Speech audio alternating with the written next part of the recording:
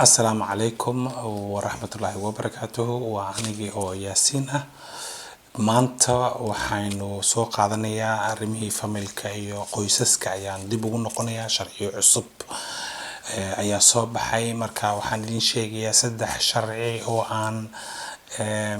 u haysto inay kulay saameyn ku leeyihiin dadka Soomaaliyeed laba waa iska sahal weeye laakiin mid ka dambana insha Allah waan ku dheeraan doonaa waxaan ka hadli doonaa waxa weeye sharciga koowaad oo ah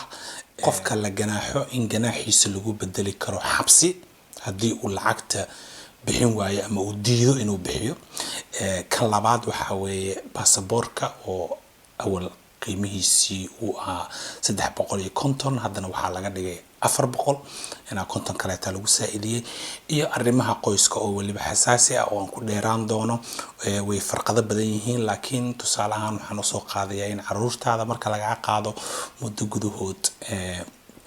haddii aad wixii la hagaajin waayo in caruurtaada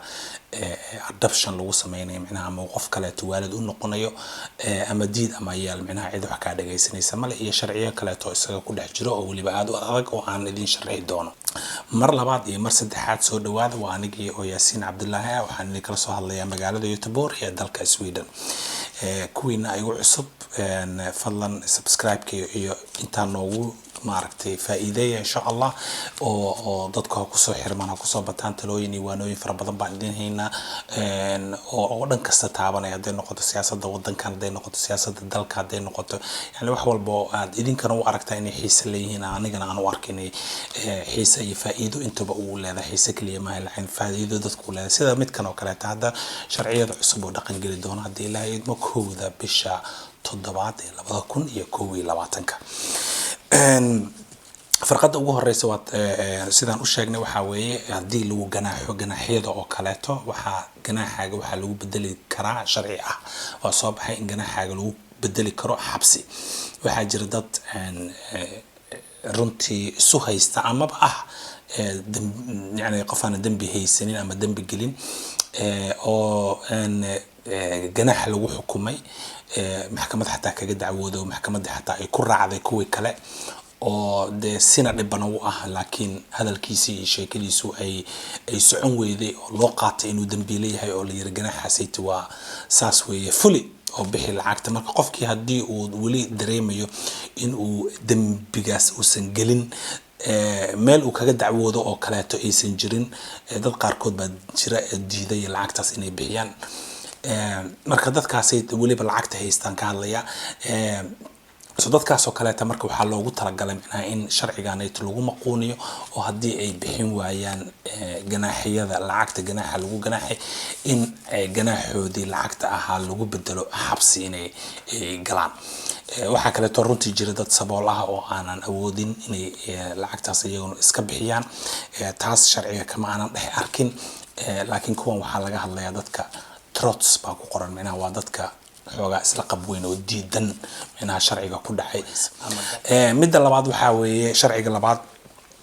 waxa weeye asaguna already wuu galay oo bishii Janaayo koodeeda wuu dhaqan galay waxa weeye baasaboorka iyo lacagta fiiga ah oo baasaboorka lagu bixiyo awal waxay ahaan jirtay 350 hadeertaana 50 karoon baa kor loogu qaaday dawladuna waxa ay leedahay macnaha shaqadii booliska iyo waxa iska bi waayay dhaqaalahoodiiba iska bi waayay soo marka waxay u baahdeen inay lacagtaasi marka ay kor u qaadaan marka waxa kor loo qaaday 50 karoon 50 kaas karoon isla markaasna waxa loo qaaday 50 karoon dadka raba baasaboorka degdega ah in la siiyo tusaale ahaan subax baan inta soo kacday baa baasaboorkaagii adoo bixi rabo safar ah baasaboorkaagii guriga ka weysay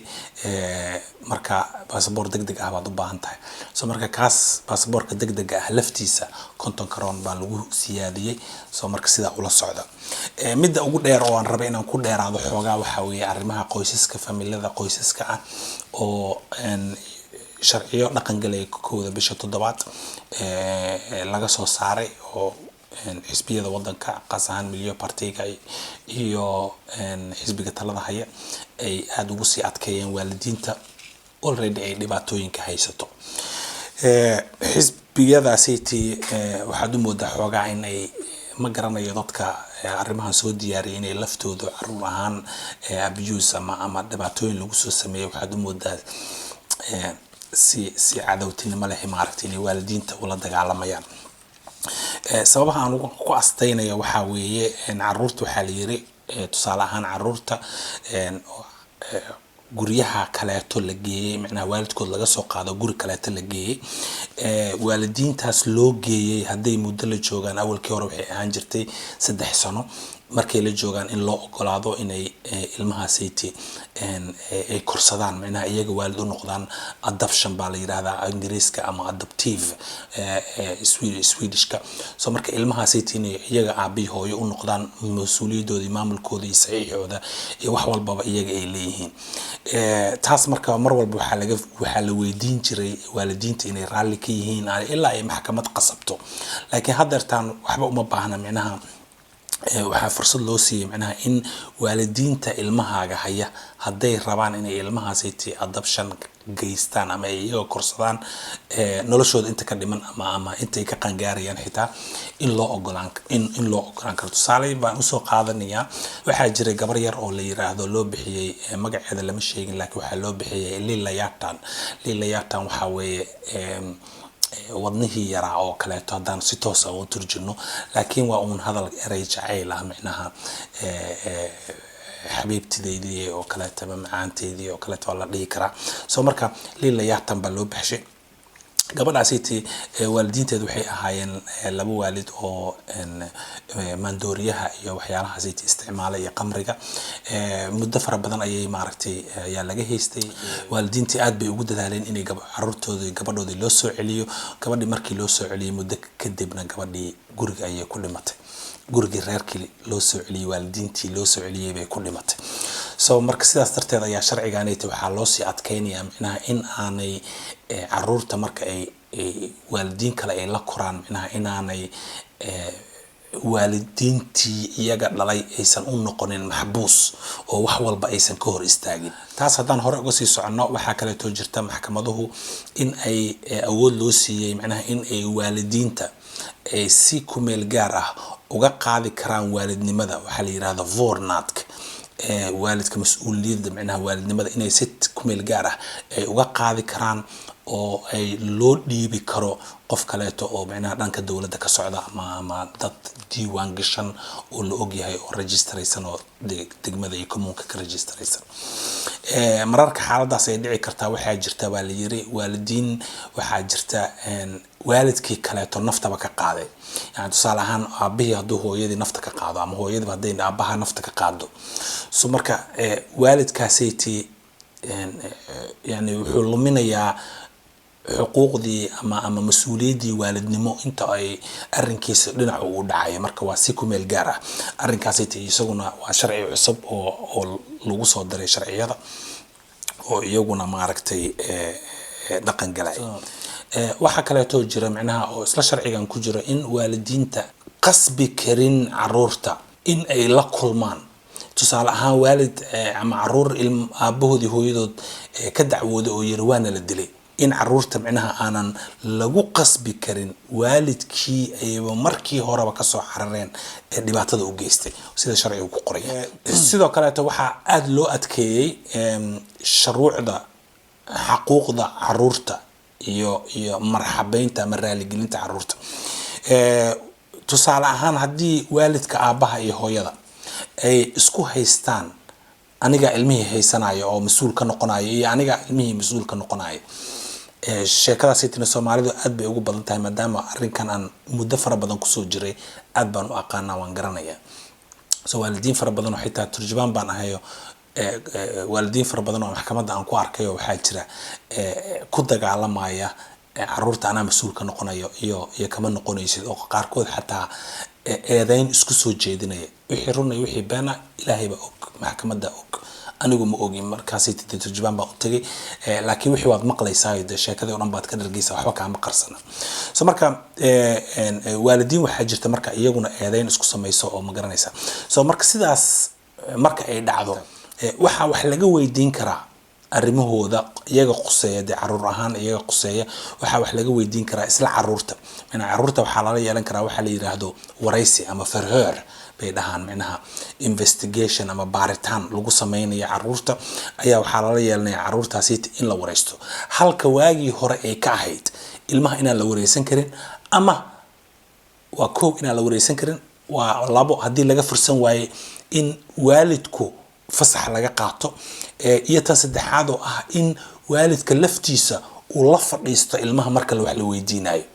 soo marka saddexdiiba meesha waa laga bixiyay waxa weeye caruurta tartiib iyaga ayaa soo qaadaya meel bay geynayaan iyaga la sheekaysanaya adigu waxaad ka ogtahay male waxa ay sheegayaan caruurta afkooda waxa ka soo baxay nin ka mid ah dawladda xukunka hadda ka talisan wadankan magaalada ayaa wuxuu yiri qoraalkiisii aan ka aqrinayay wuxuu yiri uma baahnid buu yiri waalid dhabarka halkan ka taagan oo ma aragtay yani ilmihii kula hadli lahaa adiga marka ay waalidkood arkaan xoogaa hadalkii caruurtiiba xadidaad galay soo marka xadidaadaas galaysa baa la rabaa in laga tuuro sidaas darteed waxa la doonayaa marka ilmihii wuxuu sheegi karo iyo wuxuu burqan karo iyo wuxuu shuuteyn karo wuxuu ku dari karo iyo been iyo runba wuxuu sheegi karo inuu ilmihii isaga sheego oo halkaasay timaaragtay ay ka helaan akhbaaraadka iyo wax ay iyagu markaas raadinayaan haddaba shuruucdan labada hore iska badaa waa warbixin la weeye laakiin sharcigan hadda dambe dhowrka xaba ah waan idin sheegay sidee baad uga badbaadi kartaa way waxaad uga badbaadi kartaa macnaha hadaad waalid tahay in aad caruurtaada saaxiib la noqoto caruurtaada waalidiinta Soomaaliyeed dhowr mar kumanaan mar baan ku soo celiyay insha Allah haddana kama daalayo inaan dhowr mar idin ku soo celiyo in caruurtaada aad saaxiib la noqoto oo aad adna wax u sheegto iyaguna wax ku sheegaan sheeko aad uga sheekayso inaad macnaha gurigiina uu noqdo guri laysu calool furan yahay oo qof walba macnaha wuxuu qalbiga iyo niyada ku hayo uu la sheekaysanaya ma aha mid waalid ahaan idinka dhaadhacsan oo dhahdid oo ilmahayga cunugayga waa jecel yahay of course waalid ahaan wuu ku jecel yahay laakiin jacayl ilaa xadkaas oo adiga wax ku sheegan karo kuma jecel runta aan soo sheegno ma fahmaysaa jacaylka macnaha wax aad shaqaysato weey jacaylka wax dibadda ka imanaya oo sida waxyi ahaan ugu soo degaya ma aha ilmuhu haday ku arkaan inaadan keergareynaynin oodan dhag u dhigaynin oodan dhag jalaq u siinaynin saaxiibay banaanka ka raadsanayeen ay dad kale ay la hadlaan ay la sheekaystaan hadhowna aday kugu soo noqonaysaa waxa lagu arkayaa waalid gabay waalidnimadiisii oo koriimada ilmaha laftooda caqabad ku ah ilmaha waa inaad waqti siisaa waalidiinta dacwo fara badan baa idinka timid ciyaalkii baa dacwo idinka ah ilmihii baa dacwoonay marka hadhiin hadhow gaala inacab iyo gaala insaan igu tiri iyo ninkaas ugu yiri iyo ishu sa igu fiiriyay iyo ilmahaygu arkay iyo madowgu nacab yahay iyo yani waxaanan ma soconayso macnaha qofka haduu madowga nacab yahay haduu wax nacab yahay ilmahan ma ka keenin hadal adiga aanan ku quurin ilmahaaga marka aad la sheekaysato maalin kasta aad la marxabayso jacayl tusto maaha jacaylka midka alaabta la isu soo gaday ma aha jacaylka runta ah waxa weeye waa kalsooni idinka dhaxaysa adiga iyo cunugaaga kalsoonidaasi marka waa inaad cunugaaga ka samaysataa wiili gabar wuxuu yahayba waa inaad ka oo maalin walba haday banaanka aadaan kalsooni ka weyn mid saaxiibadood oo saaxiibadood ilmuhu si fiican bay u aaminsan wax walba u sheegaan soo marka adiguna booskaas oo kale inaad gashid iyo waliba mid ka sii fiican tarxiis u kaxaysid wax walba u kaxaysid raali ahaada kuwiina aan ku jirin laakiin kuwa far badan baa waxyaabo far badan baan waayadii dambe iyo waayo horeba intaba aan maqlaa ayuuto iyo waxyaabahan iyo maal la tabcayo iyo waxa warmaalka waxa kaaga fiican ilmahaaga oo investment ku samaysatid waxaan arkay la iga sheekeeyay ciyaal wadankan ku dhashay dhowr iyo 17 jir weey macallimiin baa la sheekaystaa macnaha macallimiinta marka aad macallimiin baad xiriir fara badan baan la leeyahay contact soo marka macallin kamid ah ayaa wuxuu soo arkay cunug 17 jir ah oo Sweden wadankan ku dhashay waliba magaalada Göteborg anigu aan deganahay ku dhashay iskuulku ka shaqeeyay ma raba inaan sheego ama iskuulkii xaafadda uu yahay inaan sheego ma doonayo يعني 17 jir way waligiis wadanka kama bixin meel loo ma kahayn hadda tiraahdeed magaalada Göteborg xaafad hebel ma taqaana ma yaqaano wuxuuna ka mid yahay ilmaha ugu dhibka badan ugu rabshada badan oo waliba dagaalada iyo waxaas ay tigala macalinka aan la hadlayna wuxuu kaga shakinayay macnaha inuu muqaadaraad ka sameeyo haddana waa Soomaali wiilku ma aha inaan Soomaalidu xumaantooda sheegay macnaha maadaama af Soomaali aan ku hadlayo Soomaalida waan jecelahay wanaagooda aan doonayaa laakiin waxa qarqarinta waa waxa intaan keenay saan wax u qarqarinaynay baa heerkan soo gaarnay soo dhibaatada iyadoo haddaan sheegi lahayn xal baan u heli lahayn xalkuna sidiisu wuxuu yimaadaa marka waalidiintu ay diyaar u yihiin inay iyagu isbedelaan haddaadan diyaar u ahayn inaad adigu isbedeshid cid ku bedeli kartaa male cid arrinkaaga wax ka bedeli kartaa male cid ilmahaaga wax ka bedeli kartaana male ilaa adigii weynaaba oo waalidkii horjoogihii hormuudkii ahaaba diyaar uma tihin sidee ciyaalka diyaar ugu noqonayaan marka intaas baan ku joojinayaa insha Allah waa anigii oo Yaasiin Cabdullaahi ah waxaan idinkala soo hadlayaa magaalada Göteborg dalka Sweden fadlan nagu caaw inaad share gareysaan oo subscribe noo taabataan oo aad maaragtay hore aan u socono insha Allah waxaan idinkaga tagayaa inta aan barnaamij sidan oo kale aan ugu kulmi doono warsan iyo weersan